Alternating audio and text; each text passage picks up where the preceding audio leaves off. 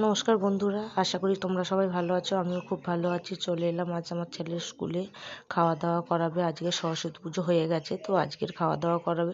অনেকটা বড় একটা লাইন শেষ করে চলে এলাম খাওয়ার জায়গায়। তো থালা দিয়ে দিল, গ্লাস দিয়ে জল দিয়ে দিল, তার মধ্যে দিয়ে দিল রাইস আলুর দম মাকে ছোট্ট করে একটু খেয়ে নিলাম। নেওয়ার পর আমার বান্ধবী আমার পাশে বসেছে। বান্ধবী বললো আমার একটা ভিডিও কর বলতে, ওরও একটু ভিডিও করে নিলাম। সূর্য দেখতে পাচ্ছ কিচ্ছু খাচ্ছে না, ওই নিয়ে বসে রয়েছে। একটু একবারই নিয়েছে রাইস আলুর দম, নিয়ে বসে রয়েছে।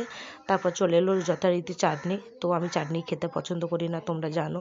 তো আমি বললাম আমি চাটনি খাচ্ছি না, যেগুলো আমাকে দুটো পাঁপড় দিতে হবে। তো একটা পাঁপড় দিয়েছে, তো শুনতে পাইনি বলে চলে যাচ্ছিলো। আমি বললাম আবার একটা পাঁপড় দাও বলতে, আর তারপর আবার একটা পাঁপড় দিল। দিতে খেয়ে নিলাম। নেওয়ার পর চলে এলো গরম গরম রসগোল্লাটা খেলাম।